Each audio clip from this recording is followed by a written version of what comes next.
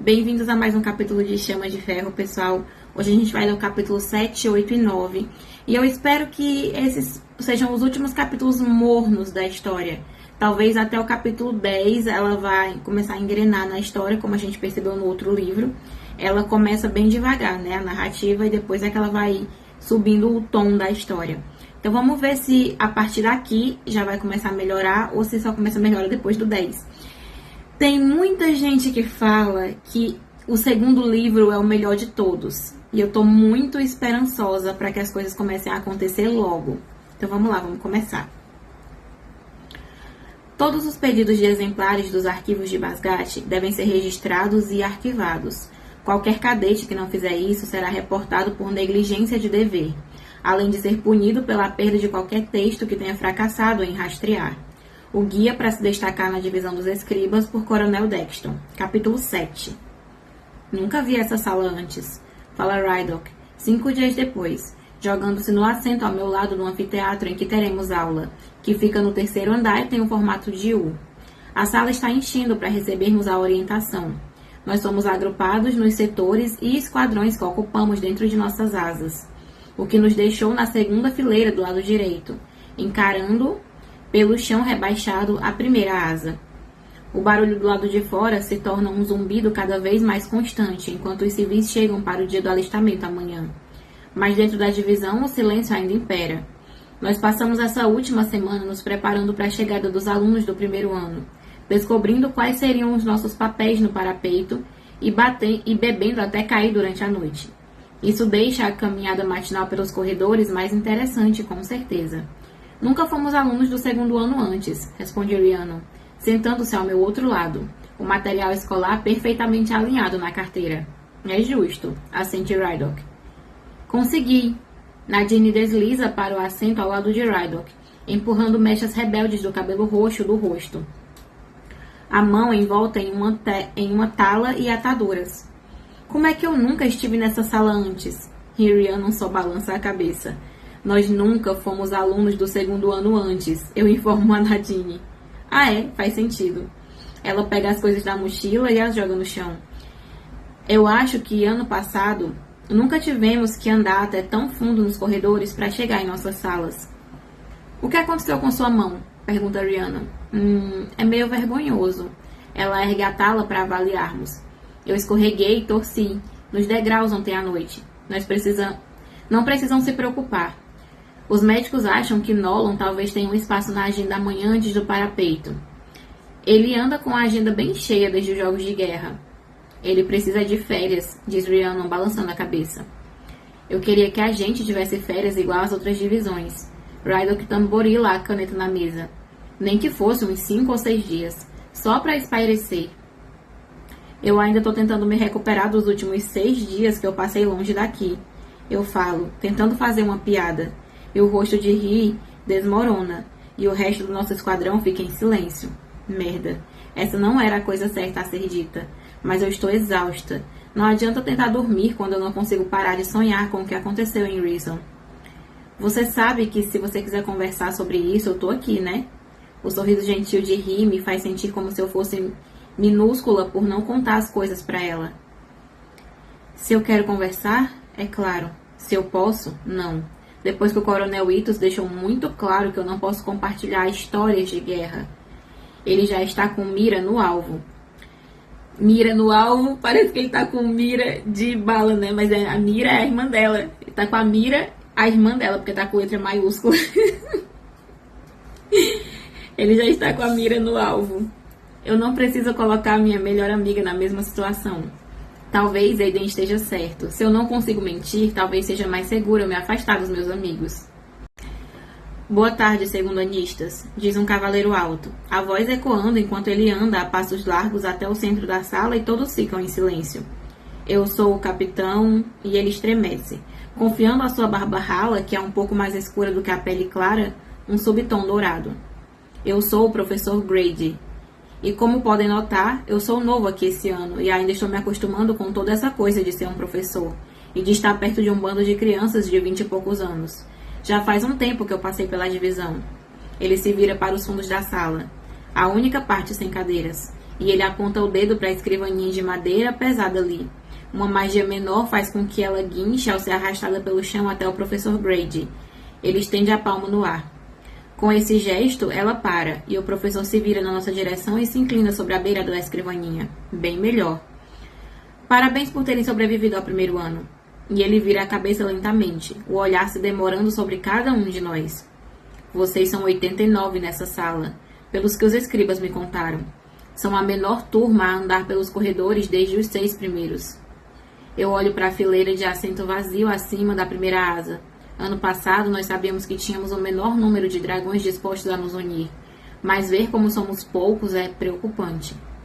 Menos dragões estão se unindo, eu falo para Tarn, sabendo que Andarna já se aconchegou para o sono sem sonhos, alguns dias atrás. É porque o Empyreano sabe sobre os Venin? Ela pergunta para o Tarn. Sim, e eu quase consigo ouvir o suspiro exasperado na voz de Tarn. Mas precisamos de mais cavaleiros, e não menos. Isso não faz sentido. O Empyreano ainda não tem certeza se deveríamos ou não nos envolver, resmunga Tarn. Os humanos não são os únicos a guardar segredos. Por outro lado, Andarna e Tarn já fizeram a escolha deles, disso eu tenho certeza. Mas o segundo ano tem os seus próprios desafios. O professor Grady continua, e eu volto a me concentrar na aula. Ano passado, vocês aprenderam a montar nos dragões que escolheram vocês. Esse ano, vão aprender o que fazer se caírem deles. Bem-vindos à aula de sobrevivência de cavaleiros, ou ASC, para encurtar. Que porra é essa? Murmura Rydok. Eu não sei, eu sussurro, escrevendo as letras ASC na folha do caderno em branco à minha frente. Mas você sempre sabe de tudo, ela regala os olhos. Obviamente, nem tudo, ela responde. Parece que esse tem sido um tema recorrente na minha vida. Não sabem o que é? O professor Grady pergunta com um sorriso, encarando justamente o Rydok. Que bom. As nossas táticas funcionam. Ele cruza as botas. O ASC é mantido em sigilo por um motivo, para podermos saber qual é a reação genuína de vocês com a situação que vamos enfrentar. Ninguém quer ver a minha reação genuína, murmura Rydok, e eu reprimo um sorriso balançando a cabeça. A ASC vai ensinar vocês a sobreviverem se forem separados de seus dragões atrás das linhas inimigas. É uma aula fundamental do segundo ano e vai culminar em 2 avaliações completas, nas quais vocês precisam atingir um nível aceitável para continuar em Basgat. Uma daqui a algumas semanas e a outra por volta do meio do ano. O que caralhos vão fazer se um cavaleiro unido a um dragão não passar? Pergunta Rhiannon baixinho. E todos os membros do esquadrão me encaram. Eu não faço ideia. Caroline Ashton ergue a mão, de onde ela está sentada com a primeira asa do outro lado da sala, e eu sinto um calafrio na espinha ao me lembrar de como ela era próxima de Jack Barlow, o cavaleiro que estava determinado a me matar até eu matá-lo primeiro. Pois não? Perguntou o professor Grady. O que significa por volta do meio do ano exatamente? Pergunta Caroline. Ou daqui a algumas semanas? Vocês não saberão as datas exatas, responde ele, erguendo as sobrancelhas. Ela bufa e se acomoda novamente em seu assento. Eu não vou falar. Não importa quantas vezes revirem os olhos. Nenhum dos professores vai falar pelo simples fato de que queremos que sejam surpreendidos. Mas também queremos que estejam preparados. Nessa sala, eu vou instruir vocês sobre orientação geográfica, técnicas de sobrevivência e como sobreviver a interrogatórios caso sejam capturados. E eu sinto um embrulho no estômago e o meu coração acelera. Tortura. Ele está dizendo que vamos ser torturados. E agora eu sou digna de ser torturada porque eu tenho informações valiosas. E vocês vão acabar enfrentando esses testes a qualquer hora, continuou o professor Grady. Eles podem acontecer em qualquer lugar da divisão. Vão raptar a gente? Ofega Nadine, o medo transparecendo em sua voz. Parece que sim, murmura Sawyer em resposta. Parece que tem sempre alguma coisa rolando nesse lugar, né? Acrescenta Rydok. Os outros assessores e eu vamos fazer sugestões de melhora a vocês durante esses testes. Então, quando chegar a hora da avaliação completa, vocês serão capazes de aguentar. E ele inclina a cabeça para o lado, escolhendo as palavras cuidadosamente. Bom, serão capazes de aguentar o inferno pelo qual vão ter que passar. Aqui vai um conselho de alguém que já passou por isso. Desde que não cedam durante a parte do interrogatório, vão se sair bem. E Rhiannon ergue a mão, e o professor Grade acena para ela com a cabeça. E se a gente ceder? Pergunta ela. E todos os traços de divertimento desaparecem do rosto do professor. Não cedam. E daí dá uma pausa no capítulo. De novo, eu acho que a autora faz de um jeito muito não fluida as coisas, né? Tipo, é uma aula, ela poderia ter transcrito isso de uma forma bem mais leve, bem mais fácil de entender, mas enfim, a gente entendeu o conceito, né? Essa é uma aula nova em que eles vão aprender, caso eles se separem do dragão e eles estiverem nas mãos dos inimigos, o que é que eles vão ter que fazer, ou o que é que eles vão ter que superar enquanto eles estiverem ali em batalha, caso isso aconteça. O que eu acho desnecessário, já que eles não vão lutar contra os Cavaleiros de Grifo. Não é essa a ameaça deles. A ameaça deles são os Venin, que são bem mais ameaçadores e bem mais perigosos do que os Cavaleiros de Grifo. Enfim, agora dá uma pausa no capítulo e a gente volta já para a continuação. Meu coração ainda está acelerado 1 hora depois da orientação, então eu sigo para o único lugar que costumava acalmar o meu nervosismo, os arquivos. Quando eu passo pela porta, eu absorvo o aroma de pergaminho e tinta e o cheiro acre e inconfundível de cola de livros. Eu solto uma respiração longa e relaxada. Fileiras e mais fileiras de estantes dominam esse espaço gigantesco, mais altas do que Andarna, mas não tão altas quanto Tarn, cheias de inúmeros livros de história, matemática e política. Eu costumava achar que aqui repousava todo o conhecimento do continente. E apesar que, a certa altura da vida, eu achava que subir as escadas dessa prateleira seria a coisa mais assustadora que eu faria. Nesse momento, eu estou tendo que seguir vivendo com o perigo constante do vice-comandante Varys, a ameaça de Itos pairando acima da cabeça, uma revolução secreta que pode nos matar a qualquer momento, e agora uma sessão de tortura iminente graças à ASC. E eu sinto saudade das escadas das estantes. Depois de 5 dias que eu passei observando o nome de Gesínia, finalmente apareceu no cronograma de escribas, que é postado do lado de fora nessa manhã, o que significa que é hora de começar. Foda-se essa coisa de não me envolver. Eu é que não vou ficar sentada fazendo nada enquanto meu irmão e Xaden arriscam as próprias vidas. Não quando eu tenho certeza de que a resposta para proteger tanto Aretia quanto os civis de Poromiel está bem aqui em Basgate. A revolução pode até não contar como nenhum escriba, mas conta comigo. E se existir uma chance de ganharmos essa guerra sem as armas que a revolução não fez ou encontrou, então eu vou arriscar. Ou ao menos eu vou investigar a possibilidade de me arriscar. Somente os escribas são permitidos além da mesa de carvalho comprida perto da porta. Então eu fico parada de frente para ela, traçando os dedos pelos riscos familiares da madeira enquanto eu espero. Se teve uma coisa que eu aprendi com o meu treino de escriba, foi a ter paciência. Deuses, como eu sinto saudade daqui. Eu sinto saudade do que eu achei que minha vida seria, simples, silenciosa e nobre. Porém, eu não sinto saudade da mulher que eu fui, aquela que não conhecia a própria força, aquela que acreditava em tudo que lia com uma confiança inabalável, como se o simples ato de escrever algo em uma página em branco o decretasse como verdade. E uma silhueta pequena, usando uma túnica, calças e um capuz cor de creme, se aproxima. E pela primeira vez na vida eu fico nervosa ao ver a Gesínia. Cadê de Sorringale? Sinaliza ela, sorrindo enquanto ela chega até mim e afastando o capuz. O cabelo dela agora está mais longo, a trança castanha chegando quase à altura da sua cintura.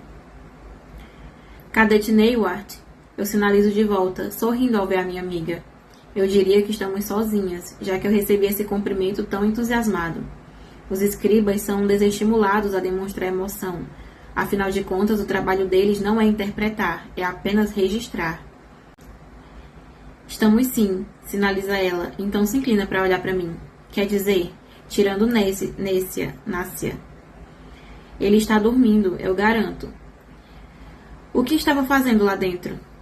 Consertando lombadas, sinaliza ela. A maioria das pessoas está se preparando para a chegada dos cadetes novos amanhã. Dias tranquilos são sempre meus favoritos. Eu me lembro. E nós passamos quase todos os dias tranquilos nessas mesas, nos preparando para o exame, ajudando Markheim ou meu pai.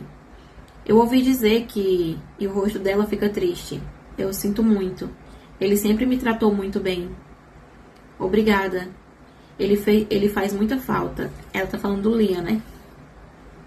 Eu fecho as mãos em punho e faço uma pausa, sabendo que o que eu falar a seguir pode ou me levar para mais perto da verdade ou então pode me matar. O que foi? Gesticula ela, mordendo o lábio. Ela é a primeira qualificada do ano dela. Isso significa que provavelmente ela vai tentar fazer o caminho do adepto, o diploma mais difícil de conseguir para qualquer escriba, e o que todos os que almejam chegar aos curadores da divisão dos escribas precisam ter. Isso significa não só que ela vai passar mais tempo com Markin do que os outros escribas, mas também que quase nunca vai sair dos arquivos. A náusea domina meu estômago quando eu considero a real possibilidade de não poder confiar nela. Talvez exista uma razão para nenhum escriba querer participar do movimento. Eu queria saber se você tem algum livro antigo sobre a fundação de Basgat. Talvez algo sobre o motivo de terem escolhido essa localização para as Égides. Eu sinalizo. Égides? Gesticula ela, mais lenta. Eu estou tentando uma defesa para um debate na aula de história sobre o motivo para Basgat ficar aqui em vez de ter sido construída em Caldir. E pronto. Aí está, a minha primeira mentira de verdade. Não existe nenhuma mentira parcial nessa frase, nenhuma forma de retirar o que eu disse. Para o bem ou para o mal, eu acabei de me comprometer com a verdade da minha própria causa. Salvar o máximo de pessoas que eu conseguir nessa guerra. É claro, ela sorri. Espere aqui. Obrigada. E 10 minutos depois, ela me entrega 2 livros que foram escritos há mais de 100 anos. E eu a agradeço outra vez antes de ir embora. A solução para proteger Aretia está nos arquivos. Tem que estar. Eu só preciso encontrá-la antes que nem mesmo as Égides possam nos salvar. E acabou o capítulo 7. Agora o próximo é o capítulo 8. O capítulo 8 parece ser grande, viu, gente? Eu não sei se vai ter o 9 ainda nesse vlog. Vocês já vão saber que vai estar na capa do vídeo. Mas eu ainda não sei se vai ter o 9 também ou se vai ter só o 7 e o 8. Mas, enfim, não tá acontecendo nada. Não tem nem o que eu comentar, não tá acontecendo nada na história. Então a gente vai dar uma pausinha e vai já começar o capítulo 8. E eu espero que no capítulo 8 aconteçam mais coisas. Uma coisa é atravessar o parapeito no primeiro ano. Outra é assistir enquanto inúmeros candidatos perdem suas vidas. É como se uma parte de você estivesse morrendo também. Se puder, não fique assistindo. Página 84, o livro de Brennan, capítulo 8. O dia do alistamento é bem diferente quando você já passou por ele. Eu me inclino sobre o parapeito da torre do prédio principal do Instituto Militar e observo o tamanho da fila, enquanto os sinos tocam, avisando que já são 9 horas. Mas eu tento evitar registrar as feições dos candidatos individuais quando eles entram, começando a subir pela longa escadaria em espiral que vai levá-los até o parapeito. Eu não preciso de rostos novos nos meus pesadelos. Eles estão começando a subir as escadas. Eu aviso a Rhiannon, que está a postos, segurando um pergaminho e uma pena. Parecem nervosos, comenta Nadine, inclinando-se imprudente, muito além da torre para ver os candidatos enfileirados vários andares abaixo. Não somos os únicos ali. Eu estou a 4 passos de Den e daquelas mãos dele que roubam memórias, que poderiam arrancar todos os segredos da minha cabeça. Eu travo os escudos mentais no lugar deles, como Zayden me ensinou a fazer. E fico imaginando como seria empurrar Den dessa torre. Eu também fico imaginando, Violet. Ele tentou falar comigo uma vez e eu rapidamente o cortei. E a expressão estampada no seu rosto. Que tipo de direito ele acha que ele tem para ficar com aquela cara de eu parti o coração dele? Você não estava nervosa? Eu não pergunta a Nadine. Pessoalmente, eu não teria conseguido atravessar se não fosse pela Vi. Eu dou de ombros e eu pulo de volta para a parede, indo para a esquerda de Rhiannon. Eu só te dei um pouco de firmeza. Você já tinha a coragem e o equilíbrio para conseguir atravessar. E não está chovendo igual estava no nosso parapeito, constata Nadine, erguendo um olhar para o céu sem nuvens do mês de julho e esfregando o suor na testa com o dorso da mão. Tomara que mais gente consiga sobreviver. Ela me encara. Eu imaginei que a sua mãe teria evitado a tempestade no nosso ano, considerando que você estava atravessando. Você claramente não conhece a minha mãe. Ela não chegaria a invocar uma tempestade para me matar feito uma covarde, mas com certeza não evitaria a tempestade para me salvar. Só 91 dragões concordaram em se unir esse ano, diz Den, reclinado contra a parede ao lado da entrada para o parapeito. Ele está na exata posição em que Xaden estivera no ano passado. Ele usa o mesmo brasão no ombro, o de dirigente de asa. Esse babaca é responsável pela morte de Liam e Soler. E ele ainda conseguiu ser promovido como recompensa. Vai entender. Mais candidatos conseguirem atravessar não quer dizer que teremos mais cavaleiros. Completa ele, e então ele olha para mim, mas rapidamente ele desvia o olhar. Nadine abre a porta de madeira no topo da torre e dá uma espiada na escadaria. Eles estão na metade do caminho. Ótimo. Deem se afasta da parede. Lembrem-se das regras, Matias e Sorengale. O trabalho de vocês é apenas anotar a última chamada antes do parapeito. Não conversem. A gente conhece as regras, eu interrompo, apoiando as mãos na parede na altura das coxas e me perguntando pela 10ª vez desde que eu acordei hoje de manhã que horas o Xaden vai chegar. Talvez aí eu possa conversar com ele sobre os 3 livros que ensinam a arte de tecer nós títyricos. Nós? Nós de dar nó? Peraí. Talvez aí eu possa conversar com ele sobre os 3 livros que ensinam a arte de tecer nós tíricos tradicionais que ele deixou na mesa do meu novo quarto no andar do 2º ano, com os tecidos para praticar incluídos. Nós de dar nó mesmo. Não é como se eu tivesse tempo para um novo hobby, mas ele também deixou um bilhete junto com a pilha de livros e estava escrito: eu estava falando sério no parapeito. Mesmo quando eu não estou com você, eu só tenho olhos para você. Ai, que fofo. Para esse bilhete eu não precisei de explicação. Ele ainda está lutando por mim. Bom, fala Dan, esticando a palavra enquanto me encara. E Nadine, eu não tenho obrigações. Nadine dá de ombros, puxando os fios de onde ficariam as mangas do seu uniforme, caso ela não as tivesse cortado fora. Eu estava só entediada. E Dan franze a testa para Rhiannon. Eu vejo que está fazendo um ótimo trabalho no comando, líder de esquadrão. Nossa, como o Dan é chato. Nossa, esse cara é um porra, eu não aguento mais. Não aguento mais. Babaca. A Violet pensa. Não existe regulamento que impeça 4 cavaleiros que estejam presentes na torre durante o parapeito, rebate ela. Nem começa, Itos. Ela ergue o olhar do pergaminho perfeitamente enumerado e levanta um dedo. E nem pense em me obrigar a chamar você de dirigente de asa. Eu preciso lembrar que o Rylson fez um trabalho incrível, sem ninguém precisar ficar se jogando de joelhos na frente dele. Cirúrgica, Rhiannon. Só porque ele é assustador pra caralho com todo mundo, murmura Nadine. Bom, todo mundo menos a Violet, ela completa.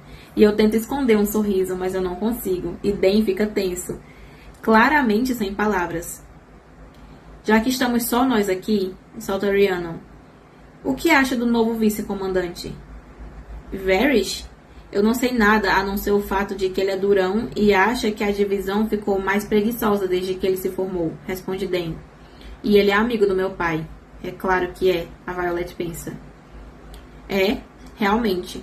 Tudo tão preguiçoso que a vida aqui parece um sonho, responde Rhiannon sarcástica. Depois de Rhysand, eu estou começando a entender que existe um motivo para nos fazer chegar quase ao limite. É melhor que estraguemos as coisas aqui do que acabamos sendo o motivo da morte dos nossos amigos assim que saímos de Basgate. Aí vem eles, fala Nadine, saindo do caminho quando os primeiros candidatos chegam ao topo, ofegantes por causa da subida. Eles são tão novinhos, eu digo à tarde, apoiando o peso do meu corpo, só 1 ano de diferença. Eles são tão novinhos, eu digo à tarde, apoiando o peso do meu corpo na parede e desejando que tivesse tomado mais cuidado, atando o meu joelho esquerdo hoje de manhã. O suor já afrouxou a tala, e a forma como o tecido escorrega está me irritando demais. Você também era, responde ele com um rosnado baixo. Faz 2 dias que ele está de mau humor, e eu não posso culpá-lo. Ele está dividido entre fazer exatamente o que ele quer, que é voar ao encontro de Scale, e saber que eu serei punida por essa ação caso ele faça. O olhar da primeira candidata vai do cabelo roxo de Nadine para a coroa trançada que mostra todos os fios prateados do meu. Nome? Eu pergunto. Jory Boyle. Boyle? Diz ela. Os nomes continuam horríveis. É o 2º livro, mas ela não melhorou os nomes. Diz ela, tentando recuperar o fôlego. Ela é alta e está usando botas boas, o que parece ser uma mochila bem equilibrada, mas o cansaço não vai ajudá-la a atravessar o parapeito. Suba, ordena Dan. Assim que estiver do outro lado, informe o seu nome para as pessoas que estiverem com a chamada por lá. A garota assente e Rhiannon escreve o nome dela no primeiro espaço. Como que a Rhiannon vai saber o nome dela se ela não soletrar? Os nomes são difíceis de ler. Todos os conselhos que Mira tinha me dado no ano passado se embolam na minha mente, mas eu não tenho permissão para dar nenhum deles. Esse é um tipo novo de desafio. Ficar ali parada e não fazer nada, enquanto esses candidatos arriscam as próprias vidas tentando se tornar como nós. E para muitos deles, nós vamos ser os últimos rostos que eles verão na vida. Boa sorte. É tudo o que eu tenho permissão para dizer. Ela começa a atravessar o parapeito e o próximo candidato aparece no lugar dela. Rhiannon anota o nome dele e Dan espera que Jory tenha atravessado um terço do caminho antes de deixar o garoto começar. Eu fico observando os primeiros candidatos, o coração pulsando na garganta enquanto eu me recordo do terror e da incerteza que eu passei nesse dia no ano passado, quando um dos candidatos escorrega a um quarto do caminho e ele cai. A Ravena lá embaixo engole o último grito dele. Eu paro de acompanhar a prova e meu coração não vai aguentar. 2 horas depois, eu pergunto os nomes sem nenhuma intenção de guardá-los, mas atento àqueles que parecem especialmente agressivos, tipo o cara grandalhão com o queixo marcado, que se projeta pelo parapeito e joga pro lado a ruiva magrela com dificuldade no meio do caminho sem nenhuma hesitação. Um pedacinho de mim morre ao ver essa crueldade acontecer. E eu preciso me esforçar para me lembrar de que todos os candidatos estão aqui por escolha própria. São todos voluntários, diferente das outras divisões, que só aceitam recrutas que tenham passado nos exames de admissão. Esse aí é um Jack Barlow Jr., comenta Rhiannon baixinho. E eu não deixo de notar a forma como o Dan estremece e olha na minha direção. Soltando o fôlego lentamente, eu me viro para o próximo candidato na fila, tentando me esquecer de como eu acabei na enfermaria ano passado por causa de Barlow. Eu estremeço, pensando no fato de que ele jogou energia pura para dentro de mim com as mãos naquele dia no tatame, sacudindo todos os meus ossos. Nome, eu começo, mas as palavras morrem na minha língua enquanto eu encaro, em choque, o candidato que está muito acima de mim. Ele é mais alto do que Dan, mas ele é menor do que Xaden, musculoso e com um queixo forte. E apesar de o cabelo castanho claro estar mais curto do que da última vez que eu o vi, eu reconheceria essa feição e esses olhos em qualquer lugar do mundo. Cam? Eu pergunto. O que ele está fazendo aqui? Quem é esse Cam? Os olhos... Quem é essa pessoa que ela conhece que ela não falou dele nunca? Tô bem confusa agora. Os olhos verdes dele se arregalam, surpresos, e então eles piscam quando me reconhecem. O quê? Arik Greycastle. Eu reconheço o nome no meio do... Quê? Arik Greycastle. Eu reconheço o nome do meio, mas que sobrenome é esse? Você inventou isso agora? Eu sussurro pra ele, porque é horroroso. Arik Greycastle, repete ele, flexionando a mandíbula. Hã? Ele ergue o queixo com a mesma arrogância que eu já vi todos os seus irmãos exibindo, especialmente o seu pai. Quem é esse menino? Mesmo que eu não o reconhecesse das dezenas de vezes que as vidas de nossos pais haviam nos reunido na mesma sala, aqueles olhos verdes o tinham marcado da mesma forma que o meu cabelo me marca. Ele não vai enganar ninguém que já tenha conhecido o pai dele, ou qualquer um dos seus irmãos. Eu olho para Dan, que encara Cam. Quer dizer, a Arik, abertamente. Tem certeza disso? Pergunta Dan. E a preocupação nos olhos dele me faz vislumbrar o meu Dan outra vez. O meu Dan. Nunca existiu, Violet, o seu Dan. Mas é por pouco tempo. Aquela versão do Dan com quem eu sempre poderia contar, morreu no mesmo dia em que ele roubou as minhas memórias e nos mandou para um encontro com os Vayne. Se atravessar o parapeito não vai ter volta, e a Arik assente. A Arik Greycastle, eu repito para Rhiannon, que escreve o nome, mas ela nota claramente que tem alguma coisa errada. O seu pai sabe? Pergunta Dan, murmurando para Arik. Não é da conta dele, responde a Arik, subindo no parapeito e rolando os ombros para trás. Eu já tenho 20 anos. Claro, por isso vai fazer toda a diferença quando ele souber o que você fez, retruca Dan, passando a mão pelo cabelo. Vai matar todo mundo.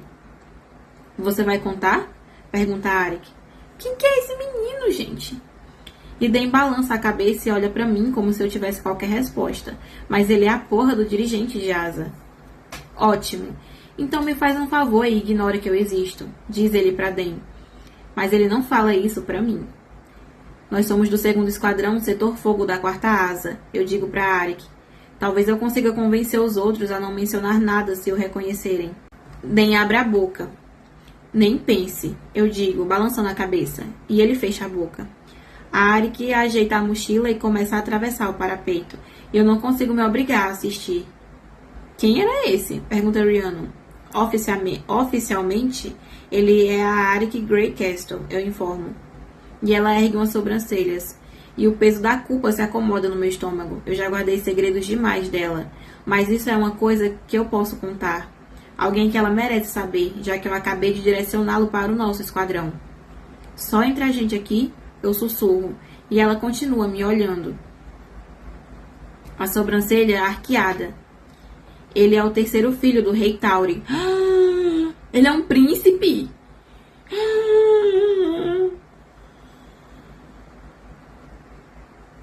Chocada.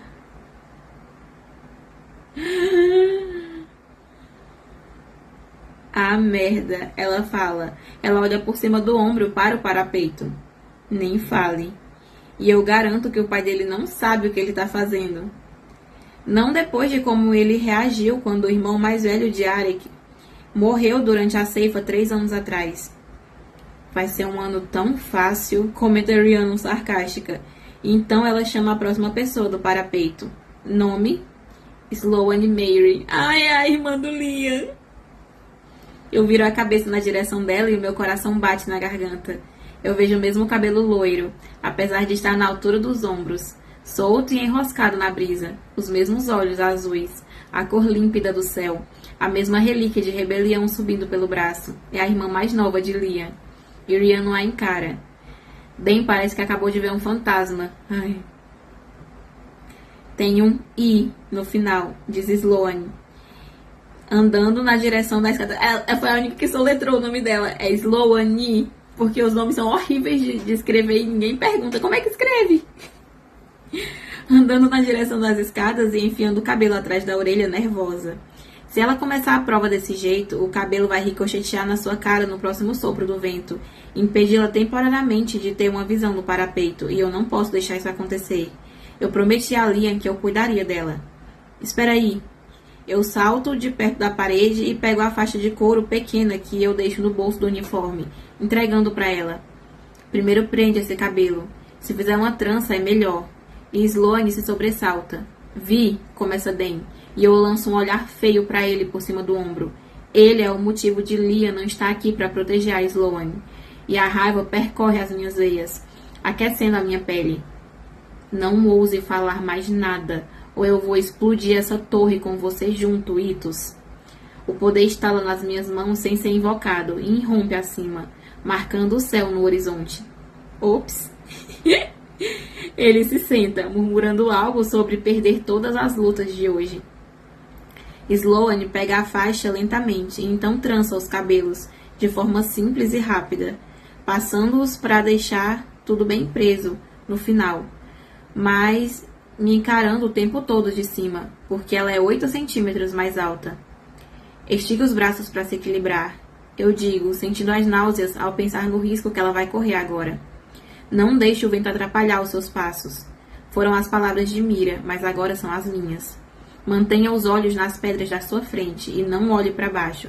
Se a mochila escorregar, largue ela. É melhor a mochila do que você. Ela olha para o meu cabelo e depois para os 2 brasões costurados no uniforme de verão, logo acima do meu coração. Um deles é o brasão do 2º Esquadrão que ganhamos durante a Batalha de Esquadrão no ano passado, e o outro é um relâmpago que se espalha em 4 direções.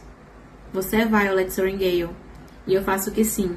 A minha língua presa. Eu não consigo pensar nas palavras certas para comunicar o quanto eu sinto pela perda dela. Nada do que eu penso parece o suficiente. E a expressão dela muda. Algo que se parece muito com o ódio enche os seus olhos. E ela se inclina para perto, a voz abaixando para que eu seja a única a ouvir o que ela diz em seguida. Eu sei o que aconteceu de verdade. Você deixou meu irmão morrer. Ele morreu por sua causa. Eu não estava esperando por isso. Eu consigo sentir o sangue deixando o meu rosto enquanto eu pisco para afastar a memória de Day, chocando-se contra o Wyvern que lutava com Tarn, lançando Liam para minha cela. Ele era tão pesado que os meus ombros quase se deslocaram ao tentar impedir que ele caísse. Sim, eu não posso negar, e eu não consigo desviar os olhos. Eu sinto muito. Vai pro inferno, sussurra ela. E eu tô falando sério. Eu espero que Malek não proteja sua alma. Eu espero que ele rejeite você direto. O Liam valia umas 10 de você. E eu espero que passe o resto da eternidade pagando pelo que me custou. Pelo que custou a todo mundo. Bom, o olhar que eu vejo nela definitivamente demonstra ódio. E meu coração parece abandonar o corpo, indo direto para o lugar onde ele recomendou que eu fosse. Não foi sua culpa, diz Tarn. Foi sim, ela responde pro Tarn. E se eu não segurar o tranco agora, eu vou fracassar com Liam outra vez. Você pode me odiar, eu digo pra Sloane, dando um passo pro lado e deixando o caminho do parapeito livre. Só me faz um favor. E estica a porra desses braços pra não encontrar Liam antes de mim. Faça isso por ele, não por mim. Eu não vou poder ser a mentora gentil e aconselhadora que eu esperava ser para ela. Ela desviou o olhar do meu e sobe no parapeito. O vento começa a soprar mais forte e ela oscila, acelerando meu coração. Mas que porra é essa de mais uma Mary nervosinha?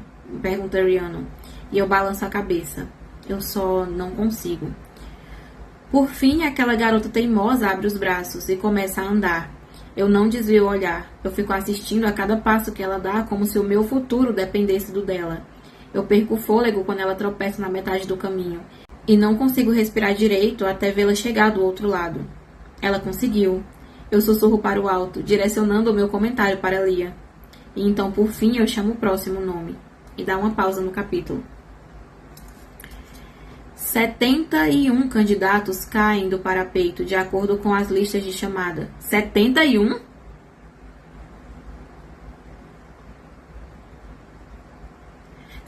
Uma pessoa já morreu. Eu, hein? 4 a mais do que no ano passado. 1 hora depois de os números terem sido calculados, a divisão se organiza para uma formatura típica, 3 colunas por asa. E faz uma chamada, nome após nome, dividindo os primeiranistas em esquadrões. O nosso esquadrão está quase cheio, e eu não vejo nenhum sinal de Sloane. Eu procurei por ela no pátio mais cedo, mas ou ela está se escondendo de mim, ou ela está se escondendo de mim. Essa é a única possibilidade lógica. Ou ela está se escondendo de mim, ou ela está se escondendo de mim, né?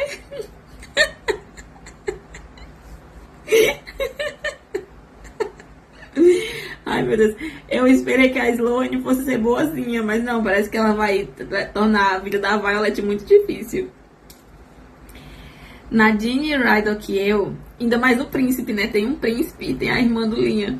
Imagina se a irmã do Liam se engraça com o príncipe. Meu Deus. Nadine, Rydok e eu esperamos atrás dos 8 primeiranistas que estão cambaleando e parecem a forma corpórea do sentimento de ansiedade. A postura de Arik. A Arik, eu não sei se o nome dele é a Arik ou é a Eric, ou é... Eu vou chamar ele de Eric, eu acho que Eric é mais bonito. A postura de Eric é impossivelmente perfeita, mas ele fica de cabeça baixa ao lado de uma garota ruiva cujo rosto está esverdeado na fileira da frente. O medo que irradia deles é palpável. Está contido em cada gota do suor que desce pelo pescoço do cara troncudo 2 fileiras na frente, em cada lasca de unha ruída que a morena ao lado dele cospe no cascalho. Dá pra sentir saindo dos poros deles. Sou só eu ou isso é estranho pra caralho? Eu pergunto a Rydok na minha direita. É estranho pra caralho, concorda Nadine. E eu meio que quero falar pra eles que vai ficar tudo bem. Mas não é educado mentir. Rebate Imogen atrás de nós, onde está parada com Queen, que parece completamente entediada, enquanto corta as pontas duplas dos cachos loiros com uma adaga. Não se apeguem. Eles são só um petisco do dragão até a ceifa. O cara troncudo de pele marrom escura olha de relance para cima do ombro, encarando Imogen com olhos arregalados. Ela o encara, fazendo um círculo com o dedo, indicando e informando silenciosamente que ele deve se virar. E ele faz isso. Seja boazinha, eu sussurro para ela. Eu vou ser boazinha quando eu achar que eles vão continuar por aqui, responde ela. Eu achei que tivesse dito que mentira era coisa de gente mal educada. Alfineta Rydock com um sorriso torto, balançando a cabeça da forma que faz o colarinho do uniforme se mexer. Mas não os cabelos espetados com gel que ele resolveu exibir hoje. Eu pisco, me inclinando para perto dele, encarando a lateral do seu pescoço. O quê? Você fez uma tatuagem? Ele sorri e abre mais o colarinho, mostrando a ponta tatuada de um rabo de espada na pele marrom do seu pescoço, que termina quase na base do colarinho. Passa pelo ombro e vai até a relíquia de Altron. É irado, né? Irado, concorda Nadine, olhando para a tatuagem. Com certeza, eu comento. Visia Haleywin é enviada para o nosso esquadrão. O nome dela é estranhamente familiar. Estranhamente familiar, eu nunca li esse nome aqui. E quando ela aparece, seguindo para a formatura 2 fileiras à frente, eu me lembro do motivo. Uma cicatriz de queimadura se espalha pelo pescoço até o início do couro cabeludo, dominando a metade direita do rosto dela. Ela é repetente, sobreviveu ao embate com um rabo de adaga laranja na ceifa no ano passado, mas foi por pouco. Sloane é chamada para a primeira asa. Merda, eu murmuro, vixe. Como é que eu vou conseguir ajudá-la se ela estiver numa asa diferente? Eu acho que isso é uma bênção, diz Nadine baixinho. Ela não parece ser muito sua fã. Den dá um passo à frente na plataforma para falar com Aura Benhaven, a dirigente de asa principal. E as adagas que ela prendeu nos antebraços parecem cintilar sobre a luz do sol enquanto assente em resposta. Dá uma olhada na minha direção e depois anda até a mulher que está com a chamada na beira da plataforma. Ela faz uma pausa, erguendo a caneta para escrever algo no pergaminho. Correção, anuncia ela para a multidão. Sloane Mary vai para o 2º esquadrão, setor fogo, 4ª asa. Isso! Eu sinto os ombros relaxarem de tanto alívio. Den volta para a posição dele, ignorando o olhar de repreensão da vice-comandante Varish, do vice-comandante Varish. E a sua compostura se desmancha, no segundo em que ele se vira e me encara, com um olhar indecifrável. O quê? Sloane deveria ser algum tipo de oferta de paz para mim? A mulher continua a anunciar a lista, designando os primeiranistas aos seus esquadrões. Sloane aparece um segundo ou 2 depois, e meu alívio dura o suficiente até ela abrir aquela boca. Não, ela diz. Eu me recuso. Eu fico em qualquer outro esquadrão menos nesse. Ai, Iria não sai do lugar que ocupa na frente de nosso esquadrão. Ela lança um olhar para Sloane que me deixa feliz por nunca ter brigado com ela. Você acha que eu ligo pro que você quer ou deixa de querer, Mary? Mary? Pergunta Sawyer, olhando para trás até as fileiras de primeiranistas que nos separam. E o brasão novo no ombro dele me faz sorrir. Ele foi a escolha perfeita para ser o sublíder da Rhiannon. É a irmã do Liam, eu informo. E ele fica boquiaberto. Tá zoando? Pergunta Rydock, alternando o olhar entre mim e Sloane. Tô nada, respondo. E, se você não percebeu, ela já me odeia. Eu não posso ficar no mesmo esquadrão que ela. Sloane me encara com puro ódio nos olhos, mas o cabelo dela ainda está trançado, então eu vou contar isso como uma vitória. Ela pode até me detestar, mas talvez ela escute os meus conselhos o bastante para continuar viva. Pare de desrespeitar a sua líder de esquadrão e entre logo na formatura, Sloane, sibila Imogen. Tá parecendo uma riquinha mimada. Imogen? Sloane se sobressalta. Entre na formatura, ordena Rhiannon. Eu não vou pedir de novo, cadete. Sloane fica pálida e se alinha à frente de Nadine, preenchendo nossa última vaga para os alunos do primeiro ano. Rhiannon passa por Nadine e chega mais perto de mim. Eu tenho quase certeza que essa menina quer que você morra, sussurra ela. Eu deveria saber o motivo? Você quer ver se eu consigo trocá-la para outro esquadrão? Bom, eu sou o motivo para o irmão dela estar morto. Ele jurou me proteger e perdeu o próprio dragão e a própria vida, mantendo essa promessa. Mas eu não posso contar isso a ela, assim como eu não posso dizer que existem Vayne para além das fronteiras. E o meu estômago revira ao pensar que eu vou precisar mentir para Rhiannon. Verdades parciais, ela pensa. Ela me culpa pela morte do Liam, eu digo baixinho. Deixa ela ficar. Ao menos se ela estiver no esquadrão, o Codex diz que não pode me matar. Certeza? Rhiannon franze as sobrancelhas. Eu prometi a Liam que cuidaria dela. Eu quero que ela fique. Primeiro Eric. E agora Sloane. Você está colecionando perdidos, avisa Rhiannon baixinho. Nós também já fomos perdidas. Tem razão. E olha só onde a gente chegou.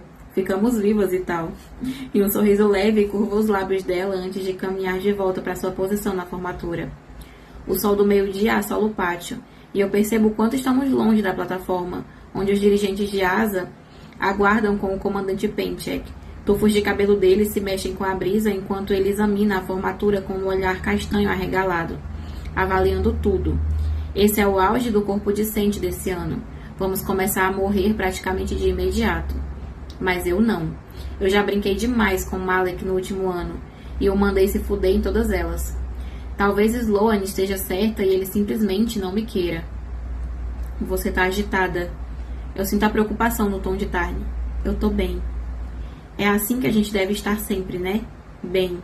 Não importa quem morrer do nosso lado, quem matarmos durante o treinamento ou na guerra, nós precisamos estar bem. A cerimônia finalmente começa com um discurso de boas-vindas pomposo, porém sinistro de Penchek.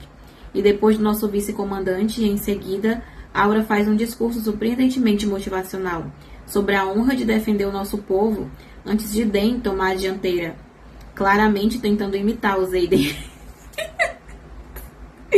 o Den tem o hiperfoco em tentar ser o Zayden. Só que ele não é nem um pouco igual ao Zayden. Nunca vai ser. Não vai chegar nem nos pés. O som do bater de asas e os arquejos assustados dos primeiranistas enchem o ar. Eu respiro fundo enquanto 6 dragões, 5 pertencentes aos dirigentes de asa e um rabo de adaga laranja de um olho só, que eu não reconheço, pousam nas paredes do pátio, atrás da plataforma. Aquele dragão laranja parece temperamental. O olhar faiscando sobre a formatura enquanto o rabo estremece, mas nenhum deles parece tão ameaçador quanto Scale, ou tão assustador quanto Tarn, e eu olho para baixo, espanando a poeira do meu uniforme escuro. Os gritos dos alunos no primeiro ano ecoam pelas paredes de pedra, enquanto as garras dos dragões se flexionam, esmigalhando a alvenaria. Uma pedra pesada cai, arranhando a plataforma por uma questão de metros, e ainda assim nenhum dos cavaleiros que está lá em cima estremece. Agora eu entendo o motivo de Den ter ficado tão indiferente quando isso aconteceu no ano passado. Não existe nenhum dragão ali em cima que ousaria arriscar a fúria de Tarn ou tentar me incinerar. Eles são lindos de se ver, claro. Intimidantes, com certeza. E eu sinto meu batimento cardíaco até acelerar um pouco, e tudo bem que o rabo de clava vermelho de Aura esteja olhando para os cadetes como se fossem almoço. Mas eu sei que é para ver se eles conseguem separar os mais fracos dali. A ruiva bem na minha frente vomita, o jorro esborrifando no cascalho e depois nas botas de Eric enquanto ele se curva para frente, esvaziando todo o conteúdo do estômago. Que nojo! Sloane cambaleia e depois alterna o passo do corpo como se estivesse prestes a correr. O que é uma ideia ruim? Não se mexa e vai dar tudo certo, Mary, eu digo. Vão soprar fogo em você se você tentar correr. Ela enrijece, mas as suas mãos se fecham em punho. Ótimo. É melhor ficar com raiva do que com medo. Os dragões respeitam a raiva. O que exterminam são os covardes. Vamos torcer pro resto não seguir a onda e vomitar junto, murmura Rydok, franzindo o nariz. Essa aí não vai conseguir se fizer isso na apresentação, sussurra Imogen. Esses primeiranistas cagariam nas calças se Tarn voasse perto deles. Tem quase o dobro do tamanho de qualquer um dos dragões empoleirados na muralha. Não tava a fim de usar os seus poderes de intimidação nesse showzinho? Eu pergunto a Tarn. Eu não participo de circos, responde ele, o desdém me fazendo sorrir, enquanto Den continua tagarelando sobre qualquer coisa. Ele está tentando desesperadamente demonstrar o carisma de Zayden, mas decepcionando todo mundo. O que você sabe sobre o laranja do Major Venice? Ele parece instável e também faminto. Solas está aí, e o tom dele fica afiado. Solas é um rabo de adaga laranja que tem um olho só? Sim, Tarn não parece feliz. Fique de olho nele. É esquisito, mas tudo bem. Eu ainda consigo ver o dragão laranja enquanto encara os cadetes com o seu olho bom. 1/3 de vocês vai estar morto no fim de julho do ano que vem. Se quiserem vestir o preto dos cavaleiros, precisam merecer, grita Den, a voz se elevando a cada palavra. E fazer por merecer todos os dias. Kef afunda as unhas vermelhas nas pedras e se inclina sobre a cabeça de Den, balançando o rabo de espada atrás dele como se fosse uma serpentina soprando fumaça quente sobre a multidão e fazendo o meu estômago revirar. Den realmente precisa dar uma olhada nos dentes de Kef, porque deve ter algum osso podre preso lá dentro, só pode. E os gritos ressoam pelo pátio e um primeiro-anista à nossa direita, do setor cauda, sai da formatura e corre na direção do parapeito, acelerando em meio às fileiras de cadetes. Não, não, não. Pronto. Correu, murmura Rydok. Que merda. Eu estremeço e o meu coração afunda enquanto os 2 outros da terceira asa decidem seguir o exemplo. Os braços açoitando o lado do corpo enquanto tentam sair do primeiro esquadrão setor cauda. Isso não vai dar certo. Parece contagioso, acrescenta Queen, enquanto eles correm. Porra, eles acham mesmo que eles vão conseguir? Imogen suspira, os ombros abaixando. O trio praticamente se lança diretamente no centro da nossa asa, do nosso setor, e então se vira na direção da abertura da parede no pátio que fica o parapeito. Fique de olho em Solas, berra Tarn, e eu viro a cabeça para frente outra vez, observando Solas estreitar o seu único olho até virar um filete e então virar a cabeça, inspirando fundo retumbante. O meu peito mais parece chumbo, e olho por cima do ombro para ver os desertores perto do parapeito. Os dragões não deixaram eles chegarem até tão longe no ano passado. Estão brincando com eles. E desse ângulo, puta merda. Solas estica o pescoço, inclinando a cabeça num ângulo horrivelmente baixo. Ele curva a língua, o fogo se acumulando em sua garganta. Abaixem-se! Eu berro, me lançando por cima de Sloan e a atirando no chão enquanto o fogo é soprado por cima de nós. As labaredas tão perto que o calor parece chamuscar cada pedaço da minha pele exposta. Sloan aguenta firme e pelo menos não grita enquanto eu a cubro o máximo com o meu corpo, curvando o meu peso sobre ela, mas os gritos de partir a alma atrás de nós são inconfundíveis. Eu abro os olhos só o bastante para ver Eric no chão acima da ruiva enquanto aquele sopro de fogo infinito continua. O rugido de Tarn preenche minha cabeça enquanto uma sensação como lava assola as minhas costas arqueadas. Gritos se acumulam na base da minha garganta, mas eu não consigo respirar em meio a este inferno. E muito menos dar voz ao meu pavor. O dragão jogou fogo em cima de todo mundo? E se tivesse matado o esquadrão inteiro? Tão rápido quanto começou, o calor se esvai, e eu encho os meus pulmões com oxigênio precioso, ofegando antes de empurrar o cascalho com os pés. Eu me viro para avaliar o impacto daquilo enquanto outros alunos do 2º e 3º ano ao meu redor se endireitam. Aqueles nos fundos do nosso setor que agiram quando eu gritei estão vivos. Os que não se mexeram não estão. Solas eliminou os desertores, um dos nossos primeiranistas e pelo menos metade do 3º esquadrão. O caos explode ao nosso redor. Prateada, chama Tarn. Eu tô viva. Eu grito de volta para ele. Mas eu sei que ele consegue sentir a dor que minha adrenalina está escondendo. O cheiro, deuses, um cheiro de enxofre, pele queimada e cadetes mortos me faz sentir a bile na garganta. Gente! Vi, suas costas, sussurra Nadine, chegando mais perto e depois puxando a mão de volta. Você tá toda queimada. Tá muito feio? Eu puxo a frente do meu uniforme que sai nas minhas mãos. O tecido completamente queimado nas costas, ao redor da armadura, embaixo do uniforme, continua no lugar.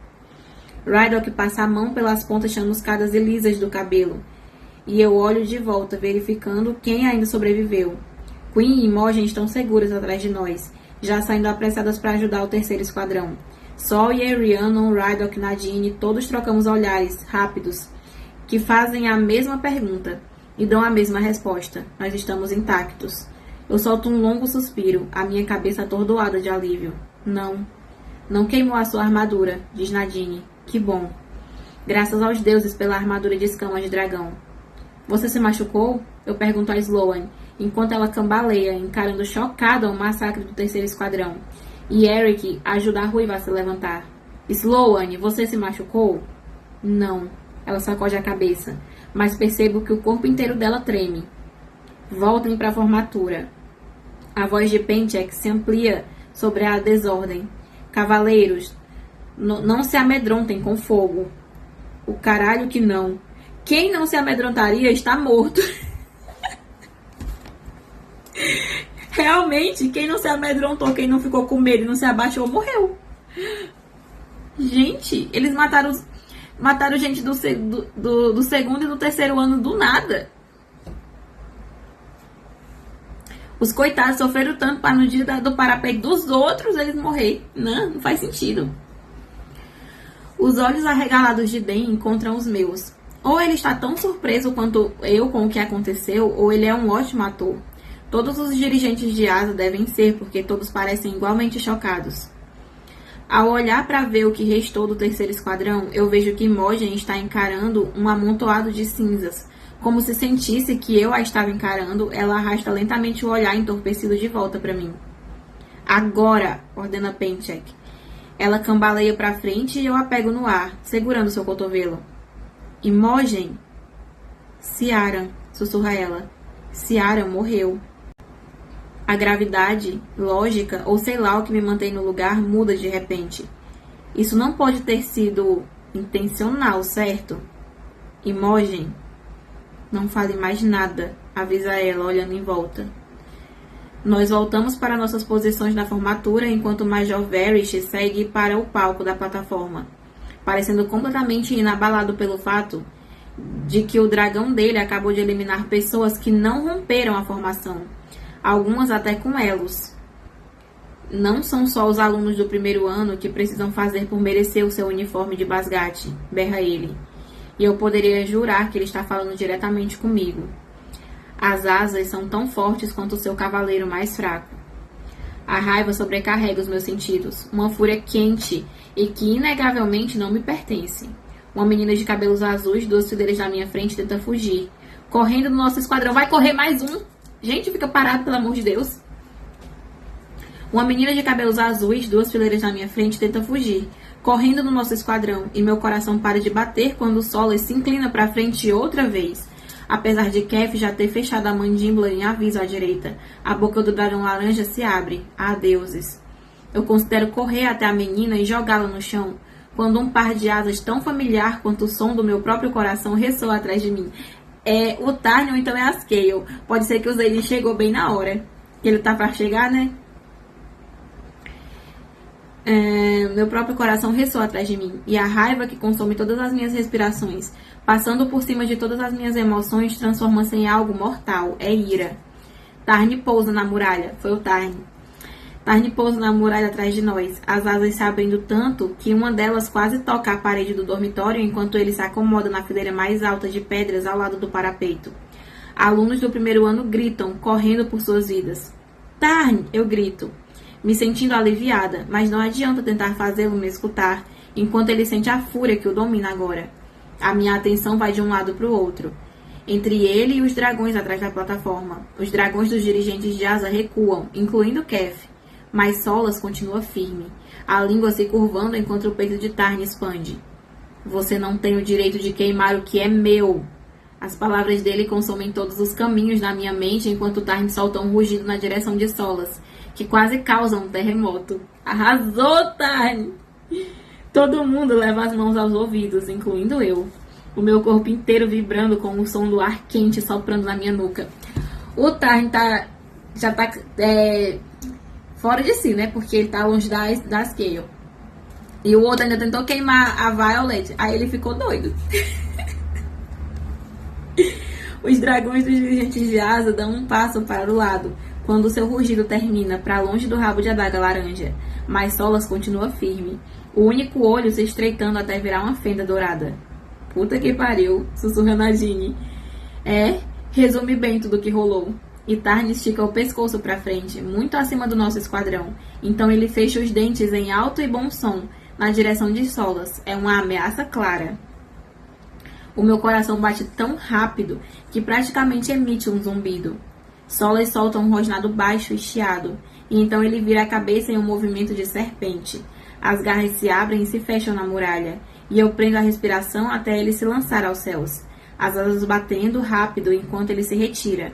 Tarn ergue a cabeça, observando-o voar, até voltar a atenção para a plataforma mais uma vez, exalando um sopro de fumaça carregada de enxofre na direção dos cabelos pretos escuros de Varys.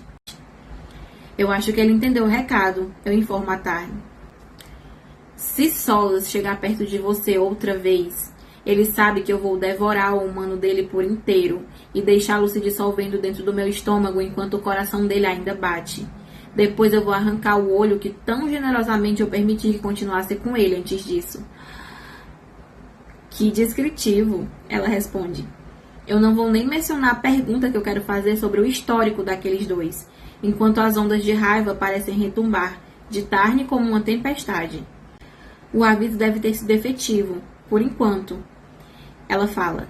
Ele se retrai, empinando-se para pegar impulso antes de se lançar da parede, as asas espalhando cascalho enquanto ele levanta voo. Penchek volta ao pódio, mas suas mãos não estão muito firmes quando ele ajeita um pouco o cabelo na cabeça e as medalhas que ele tem no peito. Bem, onde estávamos? Pergunta ele. E Varys me encara, e eu sinto o gosto do ódio dele na minha própria boca. Eu sei que mesmo que ele não fosse o meu inimigo antes, agora, pela certeza que eu tenho em Dune, com certeza ele é. E daí acaba o capítulo... Capítulo que? 8. Aí agora é o 9, né, gente? E foi nas montanhas das cordilheiras da Crista de Aço que os dragões verdes da linhagem de Waenelodes, conhecidos por seu intelecto e semblante racional, ofereceram em benefício de todos os dragões o lugar ancestral do qual haviam feito os próprios ninhos, e as Estes de Navarre foram tecidas pelos 6 primeiros no local em que agora fica o Instituto Militar de Basgate. A União de Navarre, um estudo em sobrevivência, por Grato Burnell, o curador da divisão dos escribas. Capítulo 9. Na manhã seguinte, acordo suando frio. O céu está claro com a luz matinal, segundo o que eu vejo pela minha janela que dá para o leste. O meu corpo ainda está tenso pela adrenalina do pesadelo que eu acabei de ter. Eu sigo minha rotina matinal desde que Xaden se foi, atando meus joelhos e me vestindo rápido, escolhendo colocar por cima da armadura o uniforme mais flexível do verão, e para as lutas e penteando o meu cabelo em uma única trança solta enquanto eu saio do quarto. A minha cabeça ainda está doendo, e eu desço correndo a escadaria em espiral, o meu cérebro incapaz de afastar os pesadelos tão vívidos que me assolaram enquanto eu durmo. Isso é quando eu consigo dormir. Eu engulo a bile que sobe pela minha garganta. Um dos Vayne escapou em Rhysand, as veias vermelhas espalhando-se ao redor dos olhos malignos. Vai saber quantos ainda são. Uma ameaça que se aproxima de nossas fronteiras enquanto nós descansamos. No térreo, os primeiristas se apressam para cumprir as suas tarefas recém-designadas, mas o pátio está finalmente vazio.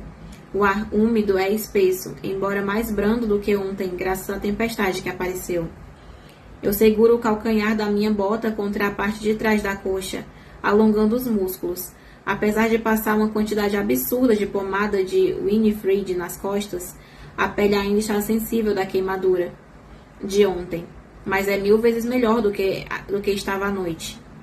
Ninguém te avisou que a vantagem de estar no segundo ano é ter 1 hora a mais para dormir pela falta de tarefas? Pergunta Imogen, quando ela se aproxima, os passos leves no cascalho. Aham, e eu aposto que é ótimo para quem consegue dormir. Eu passo a alongar a outra perna. O que está fazendo aqui? Eu estou acompanhando você. Ela também se alonga, rolando o pescoço sempre na mesma direção. Mas o que eu não consigo entender é porque você começou a correr todo dia de manhã, e eu sinto meu estômago revirar. Como é que você sabe que eu tenho corrido todo dia? Se o Xaden acha que eu preciso de alguém tomando conta de mim esse ano, eu balanço a cabeça, incapaz de terminar a frase. Era para ele ter me visitado ontem, mas ele não apareceu para a irritação de Tarn e também para minha preocupação. Relaxa, o Xaden não sabe. O meu quarto é bem em cima do seu. Digamos que eu também não tenho dormido muito bem. O olhar dela segue para o átrio ao ver um grupo de cadetes sair de lá. Dan, Sawyer, Rhiannon, Bode. Eu reconheço a maioria como sendo da liderança da quarta asa. Ri e Sawyer nos veem imediatamente e começam a andar na nossa direção. Mas e aí? Por que estamos correndo, Sorringale? Pergunta Imogen, terminando o aquecimento. Porque eu geralmente sou horrível nisso, eu respondo. Eu sou boa em tiros curtos, mas qualquer coisa mais do que isso e eu não consigo aguentar. Sem mencionar que eu sinto dor do inferno nas articulações quando eu corro. E Imogen me encara, de olhos arregalados.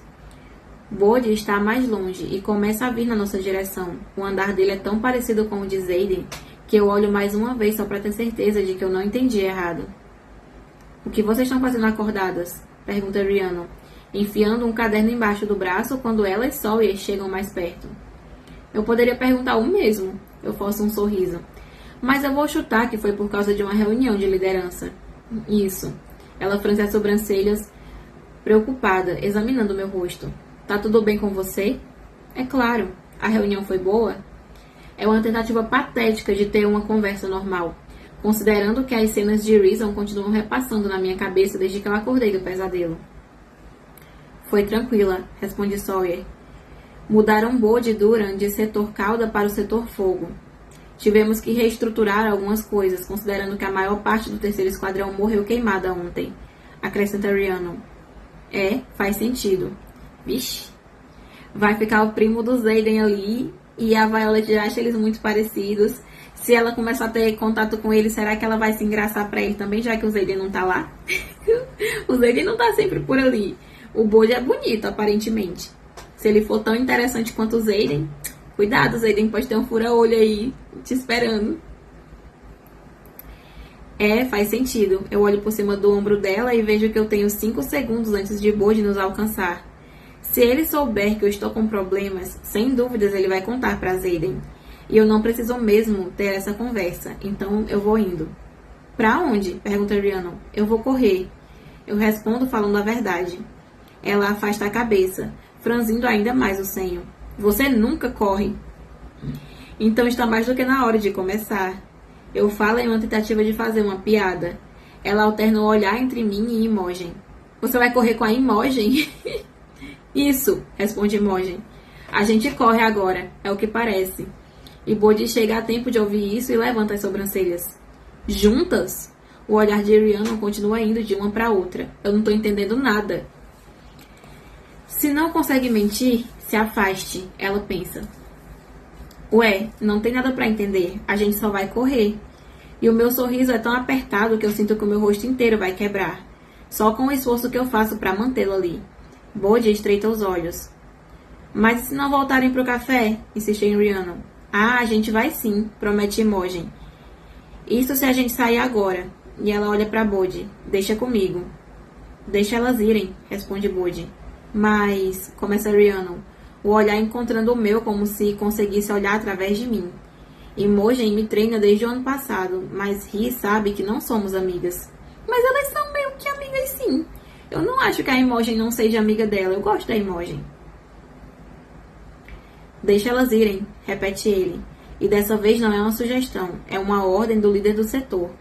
Eu vejo vocês depois? Pergunta Rhiannon. Isso, eu concordo. Sem ter certeza do que eu estou falando sério, enquanto eu me viro sem mais nenhuma palavra e começo a andar mais rápido, atravessando o pátio na direção do túnel. O cascalho é uma merda para a atração da corrida, dificultando os passos, mas tudo bem. Eu preciso mesmo que seja difícil. Imogen me alcança com alguns passos. Como assim você não aguenta? O quê? Eu pergunto, parando nas portas. Você disse que não consegue aguentar. E Imogen alcança a maçaneta antes de mim, impedindo a porta de abrir. Quando eu perguntei por que você estava correndo. Como assim? Por um segundo eu penso em não contar a ela, mas Imogen estava lá também. Ela também não está conseguindo dormir. Sawyer não conseguiu. O meu olhar encontra o dela, mas a expressão não muda. Eu juro pelos deuses que nada a abala. Eu invejo isso nela. Ela estava no chão quando ela a matou. O jeito que ela canalizou o poder. Ela drenou tudo da terra, tudo que ela tocava, tudo que tocava a terra, incluindo Sawyer e Fuyo. Eu vi tudo aquilo acontecer. Eu assisto uma reprise toda noite quando eu fecho os olhos. Se espalhou tão rápido e eu sei que eu não conseguiria correr mais rápido do que aquilo. Não se eu estiver longe demais de Tarn. Com a velocidade que eu tenho, eu não chego a lugar nenhum. Eu tento engolir o nó na garganta, mas parece que ele simplesmente resolveu morar ali ultimamente. Ainda não, responde Imogen, escancarando a porta do túnel. A gente ainda não corre rápido bastante, mas vamos correr. Vem. E ela chamava ela pra correr e dá uma pausa no capítulo. Eu gosto da Imogen. Gosto muito da Imogen. Não quero que ela morra. Agora vamos pro pós-pausa e eu quero saber cadê o Xaden, que não apareceu. É esquisito pra caralho estar aqui em cima, diz Rydell à minha esquerda, quando nos sentamos para a primeira aula de preparo de batalha do ano acadêmico mais tarde naquele mesmo dia, olhando para baixo e encarando os alunos do primeiro ano ocuparem mais um terço da sala. Os terceiranistas atrás de nós só têm espaço para ficar de pé naquela sala enorme de patamares diferentes. É o único lugar da divisão projetado para caber todos os cadetes, com exceção do saguão principal. Mas ainda faltam algumas semanas de morte antes de podermos nos sentar, todos de frente para o enorme mapa do continente de novo. O mapa me faz pensar naquele que eu vi com Brennan em Aretia. Ele acredita que só temos 6 meses até os Vayne ameaçarem as Estes, e ainda assim não existe nenhum indicativo nesse mapa. A visão é um pouco melhor, comenta Nadine ao lado dele. Com certeza é mais fácil de ver a parte mais alta do mapa, concorda Rhiannon. Senta na minha direita, pegando o seu material e dispondo na carteira. Correu bem hoje de manhã? Não muito, mas foi o suficiente. Eu coloco o caderno e a caneta na mesa, estremecendo ao sentir a dor nas canelas, e reforço meus escudos. Mantê-los erguidos o tempo todo é mais difícil do que eu imaginei, e Tarni ama ficar me dando bronca quando eles cedem. Olha só todos esses primeiranistas com penas e tinteiros, comenta Rydell, inclinando-se para ver os calouros. Sabe, teve uma época que não tínhamos acesso à magia para fazer canetas funcionarem, retruca Nadine. Pare de ficar agindo como se você fosse superior. A gente é superior, responde ele sorrindo. E Nadine revira os olhos, e eu não consigo segurar o sorriso. A professora Devera desce os degraus de pedra estreitos, à esquerda de onde estamos, que acompanha a elevação do assento como sua espada favorita presa às costas. Os cabelos pretos estão um pouco mais curtos do que na última vez que eu a vi, e vejo uma ferida feia e recente na pele cor de mogno em seu bíceps. Ouvi dizer que na semana passada ela ficou na asa sul, fala Rhiannon baixinho, e meu estômago dá um nó, e eu me pergunto se ela viu alguma coisa. Bem-vindos à sua primeira aula de preparo de batalha, anuncia a professora Devera. Eu paro de prestar atenção quando ela faz o mesmo discurso do ano passado, avisando aos primeiranistas para não se surpreenderem se os alunos do terceiro ano forem chamados para o serviço ativo mais cedo, para ficarmos nos entrepostos no interior ou acompanharem a asa avançada. O olhar dela passa por cada um deles, antes de voltar a atenção para os segundanistas, os olhos formando rugas por um instante, antes de abrir um sorriso orgulhoso para mim e continuar olhando para cima, explicando como é necessário que entendamos o estado dos acontecimentos atuais em nossas fronteiras. Essa também é a única aula que vocês terão, não apenas uma cavaleira como professora, mas também um escriba, completa ela, erguendo a mão na direção das escadas. O coronel Markheim ergue a barra das vestes cor de creme enquanto desce até o piso mais baixo da sala de aula.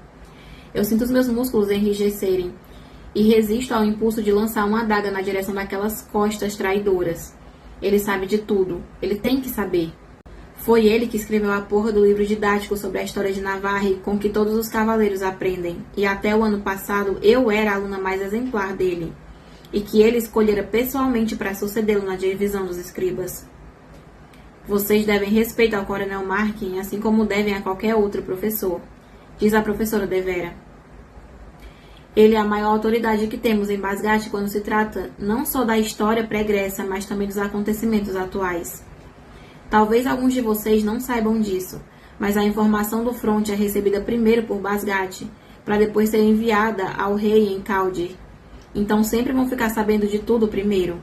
E eu olho para baixo e encaro Eric, sentado ao lado de Sloane, na fileira com os primeiranistas do nosso esquadrão.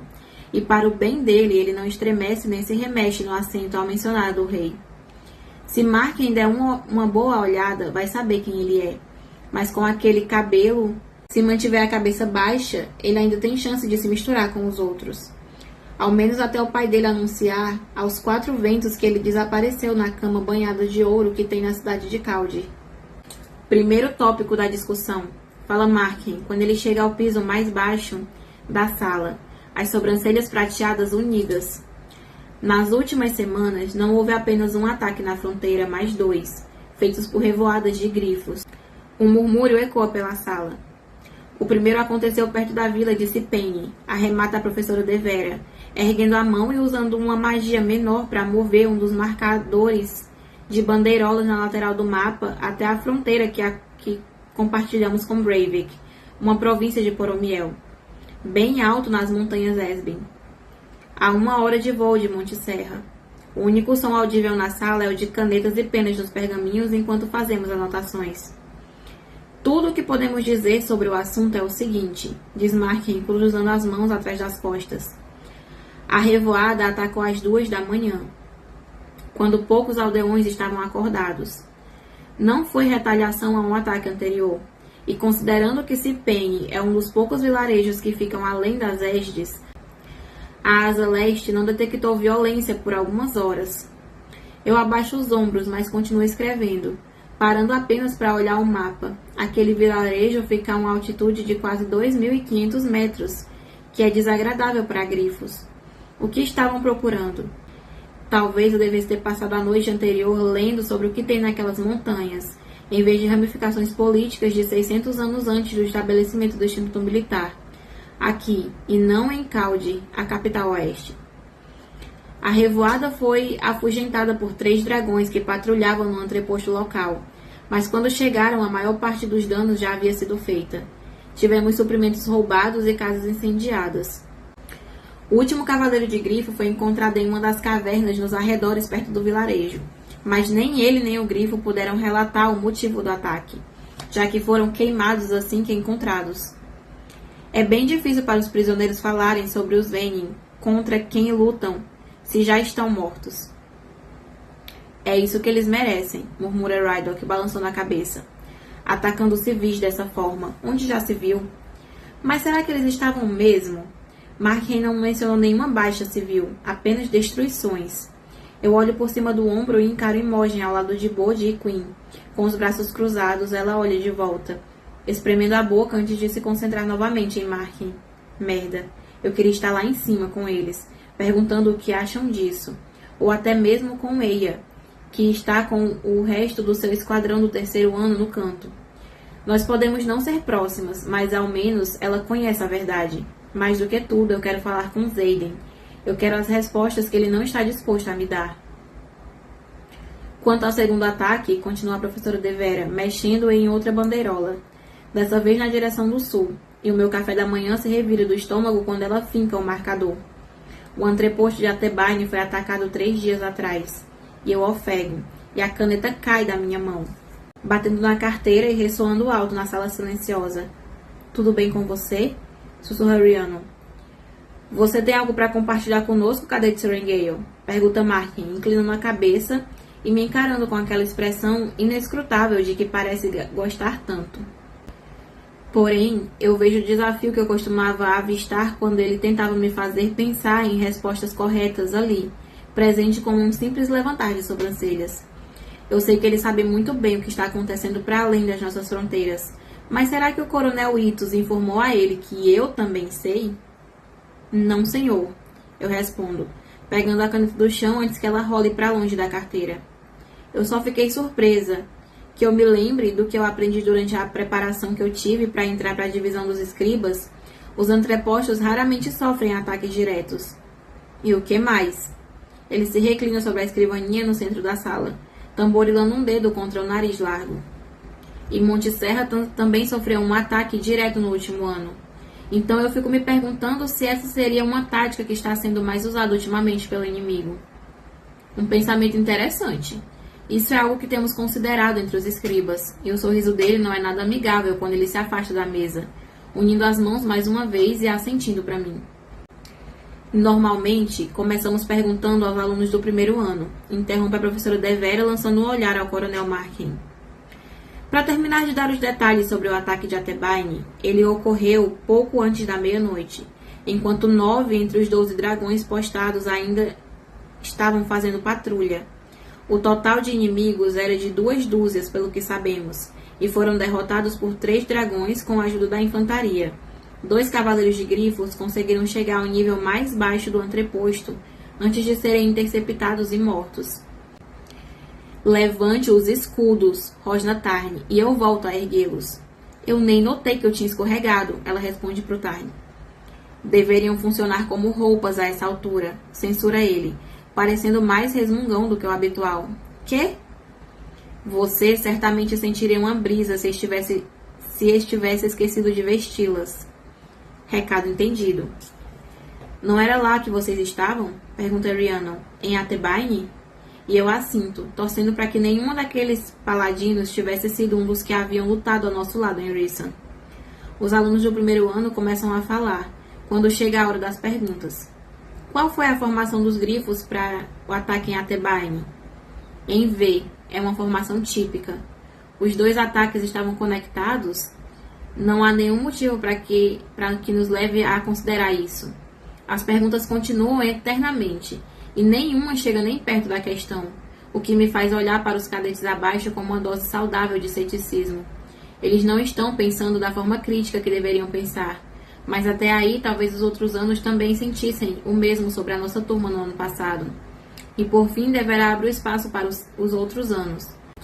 A mão de Rhiannon dispara para cima e deverá chama pelo nome. Acha que é possível que o inimigo soubesse que o entreposto havia sido esvaziado para os jogos de guerra e estivesse tentando se aproveitar da situação? Exatamente. A professora Devera e Markheim olham de forma significativa um para o outro. Acreditamos que sim, responde a professora por fim. Mas essa diferença de dias denuncia um atraso na forma como recebem a informação, correto? Continua Rhiannon. O entreposto ficou vazio por quanto tempo? Alguns dias? 5 dias, para ser exato, responde Markheim. E esse ataque ocorreu 8 dias depois de que foi recuperado. Ele passa o olho por mim e depois o sobe para as fileiras acima. O entreposto por Omielês ali perto, Rissam, foi arrasado semanas atrás, devido a um descontentamento da população algumas outras semanas antes. E nós acreditamos que isso pode ter ajudado a romper as linhas de comunicação sobre o nosso entreposto. Descontentamento da população, ela pensa. O poder emerge de dentro de mim tão rápido que eu sinto a minha pele aquecer. Devera olha de soslaio para Markheim. Geralmente também não fornecemos tantas respostas assim para vocês. E Markheim dá uma risadinha e abaixa a cabeça. Minhas desculpas, professora Devera. Eu não devo estar em meus melhores dias. Eu tenho dormido pouco ultimamente. Acontece com todo mundo. Eu ergo a mão e Devera me permite a palavra. Onde os cavaleiros foram encontrados no entreposto? Perto do arsenal. Merda, eu assinto. Estavam em busca de armas no entreposto. Nossas égides não se estendem até tão longe. Mas eu aposto a minha vida que as adagas haviam sido levadas para lá. Se a liderança tinha conhecimento de que havia Vayne nos arredores, Brennan não consegue oferecer suprimentos para sequer uma fração das revoadas. É claro que vão lutar para roubar as armas. Nós precisamos dar um jeito de contrabandear ainda mais para lá. O que vocês fariam se estivessem no comando da horda que fica no entreposto de Athebyne? Pergunta ela à sala. E então ela pede que Caroline Ashton responda quando ela ergue a mão. Reforçaria a patrulha nas próximas semanas para mostrar nossa força e consideraria atacar alguns vilarejos fronteiriços de Poroimiel, sugere ela. E Rhiannon bufa baixinho. É melhor não pisarmos no calo dessa aí, murmura Rydok. Em retaliação? Interrompe Den. Não fazemos esse tipo de coisa. Leia o Códex para saber que as regras de combate, Ashton. E esse é o homem que me enviou para morrer, ela pensa. Ele tá certo, concorda Devera. Mas para defender nossas fronteiras, nós chegamos a usar força letal, mas não provocamos guerra contra os civis. Nós só não nos damos ao trabalho de salvar nenhum deles. Mas será que ela sabe disso? Merda, será que eu posso confiar em alguém aqui nessa escola? Mas talvez o relatório inteiro esteja errado. Talvez tenha sido um ataque de Wyvern e Vayne e não de grifos. Talvez toda essa exposição seja uma mentira muito bem contada. Quantos cavaleiros foram feridos em Athebyne, considerando um que foi morto? Eu pergunto. 4 dos nossos, responde Devera, apontando para o braço, incluindo eu. Isso aqui foi a cortesia de uma cavaleira que tinha boa mira com o arco. Bom, lá se vai a ideia de que não eram grifos. Somos dispensados depois de mais de meia hora de discussão de eventos atuais, e eu me afasto do meu esquadrão na multidão, procurando por Bode. Ele já está quase nos degraus da sala quando eu o alcanço. Sorrengail? Pergunta ele, quando saímos pelo engarrafamento das portas. Eu quero ajudar, eu sussurro. Talvez eu possa fazer mais do que ficar só lendo. Ah, cacete. Ele pega meu cotovelo e me puxa para uma alcova, ficando acima de mim, a exasperação estampada no rosto. Eu recebi instruções diretas para manter você o mais longe de ajudar que for possível. Ele nem está aqui e ainda assim está te dando ordens. Eu ajeito a alça da bolsa no ombro enquanto boa parte da divisão passa por nós. Esta tática não vai funcionar comigo porque é exatamente o que acontece. Ele dá de ombros enfiando a caneta no gesso do braço para coçar. E eu achando que você era o mais sensato do grupo. Eu suspiro. Olha, se eu puder ajudar, talvez possamos prevenir o que eu presumo ser busca por suprimentos. Falar em códigos é ridículo, mas qualquer um poderia estar nos ouvindo conversar. Me dá alguma coisa para fazer. Ah, eu sou o mais sensato do grupo. Ele me lança um sorriso inclinando-se nos calcanhares. Mas eu não tenho nenhum desejo suicida. Sobreviva ao segundo ano e fortaleça seus escudos, Sorrengail. É isso que você tem que fazer agora. Ela está tentando te convencer a deixá-la participar dos esquemas? Pergunta Imogen, parando ao nosso lado. Tentando é a palavra-chave aqui, diz Bode. Só tentando. Ele se afasta, misturando-se à multidão. E agora a gente volta para as aulas como se nada tivesse acontecido? Eu pergunto para Imogen enquanto seguimos o fluxo de cadetes que se dirigem às escadarias principais da ala acadêmica. A gente finge que nada aconteceu, responde Imogen baixinho, acenando para Quinn que está esperando com Rhiannon mais à frente. Foi o acordo que fizemos quando viemos para cá. Ela mexe a bolsa no lugar, virando os pulsos para a relíquia de rebelião esteja estampada entre nós. E goste ou não disso, agora você é uma de nós. Bom, quer dizer, o mais perto que vai chegar de ser uma de nós sem isso aqui. E eu passo a mochila pesada de um do ombro para o outro. Eu percebo que ainda sei muito pouco para conseguir ajudar os marcados. E eu sei demais para conversar francamente com os meus amigos. Oi, Imogen fala para Quinn. Vamos almoçar? Vamos, responde Quinn. As duas saem na frente enquanto Rhiannon fica para trás para me acompanhar. A Quinn geralmente não almoça com a namorada? Pergunta Rhiannon. Pois é, mas ela já se formou. Ah, é mesmo? Ela suspira, abaixando a voz. Eu queria falar com você antes do café, mas eu não tive a chance. Eu acho que a escola está escondendo alguma coisa da gente. Eu quase tropeço nas minhas próprias botas, mas eu recupero o equilíbrio antes de conseguir passar vergonha. Como assim? Ela não pode saber. Não pode. Eu quase não sobrevivi à perda de Liam. Eu não consigo imaginar o que eu sentiria se alguma coisa acontecesse com ela. Tem alguma coisa rolando na divisão hospitalar, diz ela abaixando a voz. Eu tentei levar uma primeiro-anista para lá para uma consulta com o Nolan ontem, depois que a formatura virou um churrasco da turma. E ele está com uma cara péssima. Tipo, ele mal parava em pé. E quando eu perguntei se estava tudo bem, o novo vice-comandante disse que ele tinha coisas mais importantes para fazer do que ficar de conversinha com cadetes e basicamente o escoltou de volta para aquela portinha nos fundos da enfermaria. Agora tem guardas lá. Eu acho que estão escondendo alguma coisa nela. Eu abro e fecho a boca algumas vezes, dividida entre a confusão e o alívio. Talvez tenha trazido alguns dos cavaleiros machucados do entreposto para se regenerar aqui. Eu sugiro. Aquela tarefa extra explicaria o motivo do braço de Bode ainda estar dentro de um gesso. E ela balança a cabeça. E desde quando remendar uns ossos cansa tanto assim um regenerador? Talvez tenha trazido os prisioneiros de Poromiel, lança Rydok, forçando o caminho para ficar entre nós duas. E Nolan precisa remendar o cara depois de Varys quebrar ele ao meio. Eu ouvi um terceiro-anista falar que Varys é conhecido por isso, sabe? Tipo, tortura. E você é conhecido por ser um intrometido, Rhiannon balança a cabeça. Em vez de almoçar com os meus amigos, eu dou uma desculpa esfarrapada e levo a minha bandeja para uma alcova pequena na biblioteca na área comum, para terminar minha leitura de A União de Navarre, um estudo em sobrevivência. Infelizmente, depois de uma hora encurvada sobre o volume, Eu percebo que eu já conheço a maior parte dos fatos que o livro regurgita sobre mim. O triunfo da unificação e os sacrifícios que foram feitos tanto por homens quanto por dragões para estabelecer a paz. A decepção arde em mim como um corte de papel. Naturalmente, os segredos sobre Tercerégides não iriam estar nos primeiros livros de pesquisa que eu encontrasse, mas seria uma surpresa agradável se alguma coisa fosse fácil. Fico pensando que eu deveria pedir a Gesinha um volume mais focado nos 6 primeiros cavaleiros, enquanto eu me troco para avaliação no meu quarto, e depois me dirijo ao ginásio para me encontrar com meu esquadrão na beirada do tatame. Eu odeio o dia da avaliação. Eu murmuro, me colocando entre Rhiannon e Nadine. Não dá pra te culpar depois do que aconteceu na sua no ano passado, provoca Rydok parado ao lado de Sawyer. A primeira luta começa entre 2 alunos do primeiro ano, mas não deixo de notar que Rhiannon olha pra mim a cada poucos minutos no fim de cada luta. Vizia, a repetente, massacrou a garota corpulenta de cachos ruivos que vomitara em Eric ontem.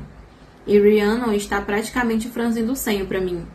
E ela não é a única. Sloane me encara como se eu fosse capaz de me matar, apenas com seu olhar, alternando o peso do corpo de um pé para o outro, sem parar de... Agora eu me lembrei que tem uma amiga aqui que ela sempre reclama que ela fala, ai, tá alternando o peso de um pé para o outro. Sem parar do lado esquerdo do tatame. Baylor Norris e Misha Levin, anunciou o professor Emetério, que dá aulas de combate para o nosso esquadrão, gritando para o primeiro-anista ao lado de Sloane. Então, ele inclina a cabeça raspada para baixo, examinando a prancheta nas mãos carnudas. Merda, eu realmente não queria saber o nome de ninguém. O cara grandalhão com os olhos agitados enfrenta a moça de cabelos pretos que não parava de roer as unhas ontem. Tudo bem com você? Eu pergunto a Rhiannon, depois que a moça de alguma forma joga o cara musculoso de costas no tatame. Impressionante. Eu acho que eu deveria estar te perguntando isso, responde Rhiannon, baixando a voz para conversar em um sussurro. Você tá brava comigo? O quê? Eu desvio a atenção da forma como a menina está humilhando o cara para olhar para minha amiga. Por que eu estaria brava com você? Entre essa coisa de sair para correr e não almoçar com todo mundo, parece que você tá me evitando. E eu sei que é ridículo, mas eu só consigo pensar que talvez você tenha ficado bravo por eu ter escolhido Sawyer como sublíder ontem em vez de você. E se for esse o caso, a gente pode conversar. Espera, o quê? Não. Eu balanço a cabeça levando a mão até a barriga. Claro que não. Eu seria a pior escolha para uma sublíder, considerando que eu preciso voar até Samara a cada 2 semanas para Tarnis e Gale poderem se ver. Não é? Assente ela, o alívio transparecendo nos olhos. Foi exatamente o que eu pensei. E Sawyer é uma ótima escolha. E eu tenho zero vontade de ocupar uma posição de liderança. Eu estou tentando mesmo é passar despercebida. Eu não estou nem um pouquinho brava com você, Rhiannon. Então você não está me evitando? Pergunta ela. Eu seria uma sublíder incrível, responde Nadine. Me poupando de ter que responder. Mas pelo menos você não escolheu Rydok. Ele teria aproveitado o palco para fazer ainda mais piadas. Eu acho que não estávamos falando tão baixo quanto pensávamos. E Misha destrói Baylor com firmeza. Emetério chama o próximo para o tatame. Sloane Mary e... ele lê a chamada. Eric Greycastle. Eu quero lutar com ela, diz Sloane apontando a adaga para mim. Ela só pode estar zoando, mas é claro que ela não tá. Suspirando, eu cruzo os braços e balanço a cabeça para a irmã caçula de linha. Deuses, Sloane! Bufa Imogen, soltando uma risada à direita de onde ela observava tudo do lado de Queen. Você quer mesmo morrer no seu primeiro dia? Ela acabou de te elogiar? Sussurra Rhiannon. Por mais estranho que pareça, eu acho que sim. Eu consigo enfrentar ela, retruca Sloane, a adaga firme nos nós dos dedos brancos. Pelo que você disse na sua carta no ano passado, as articulações dela se soltam fácil. Não vai ser difícil. É sério mesmo? Eu lanço um olhar de reprovação para Imogen. Ei, eu posso explicar. Imogen leva a mão até o coração. Eu não gostava de você no ano passado, lembra? Eu demorei para superar o meu ranço. Ótimo, bom saber disso. Eu devolvo sarcástica. Eu não estou nem aí pro ressentimento que você tem contra Sorengale Mary. Emetério suspira como se aquele ano já o tivesse deixado exausto. Eu sei quem a treinou e eu não vou deixar ela lutar contra um aluno do primeiro ano. Ele ergue as sobrancelhas escuras para Imogen. Eu também cometi um erro no ano passado. Ele se vira outra vez para Sloane, os cantos da boca voltando para baixo. Agora largue essa arma e suba no tatame. Você vai lutar contra o Grey Castle. Sloane entrega as armas e encara Eric, que é facilmente 12 centímetros mais alto, sem contar todos os anos em que ele recebeu aulas de luta particulares. Porém, ela é a irmã de Liam, então existe uma chance de ela aguentar o tranco sozinha. Alguém falou em Sorengale? Uma voz profunda pergunta atrás de nós. A nossa fileira de alunos do segundo ano olha por cima do ombro para o primeiro-anista que atirou a magricela no parapeito. Ele exibe o brasão da segunda asa no ombro, quando ele dá um passo à frente, as mãos pendendo na lateral do corpo. Hoje você tá popular, né? Sussurra Nadine, com um sorriso, virando-se brincalhona para o primeiro-anista. Oi, eu sou Violet Sorengale. E ela aponta o cabelo roxo. Violeta, igual meu cabelo. Tem alguma coisa para dizer? Ele agarra Nadine pela cabeça e a gira, torcendo-se.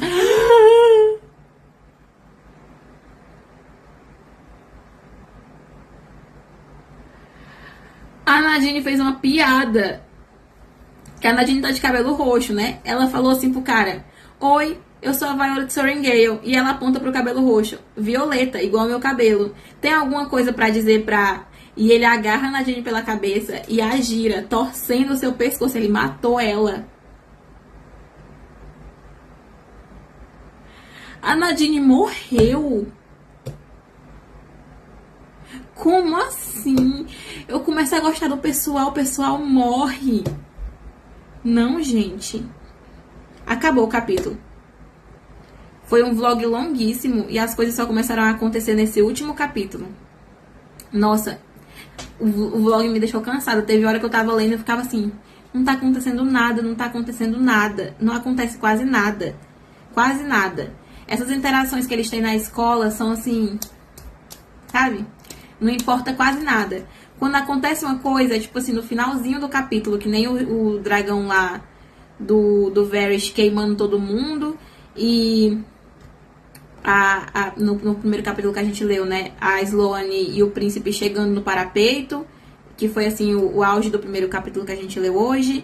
Depois, no segundo capítulo que a gente leu, foi a parte do dragão queimando todo mundo, e agora é essa da Nadine morrendo. São coisas assim que acontecem pontualmente, quase no finalzinho de cada capítulo, mas o capítulo é muito extenso e muito cansativo de ler. Eu não sei o que é que vocês estão achando. Eu espero que a partir de agora, que chegamos no 10º capítulo no próximo vlog, as coisas melhorem. Eu vou tentar continuar postando de 3 em 3 capítulos, mas se ficar muito maçante, muito difícil de acompanhar a leitura, eu vou diminuir para 2 capítulos. Porque senão vai ficar muito cansativo e a gente vai se perder no raciocínio. Porque é muita coisa pra ficar assimilando e é coisa assim desnecessária. Mas enfim, vamos continuar a leitura no próximo vlog. Deixem pra mim aqui nos comentários o que é que vocês acham. Se quiserem conversar comigo mais detalhadamente sobre cada capítulo, vai lá no Instagram. Vou deixar o Instagram aqui embaixo. Pra gente poder conversar, eu converso com todo mundo e respondo as mensagens de áudio de vocês também. Então é isso, pessoal. Até o próximo capítulo de Chama de Ferro. Tchau, tchau.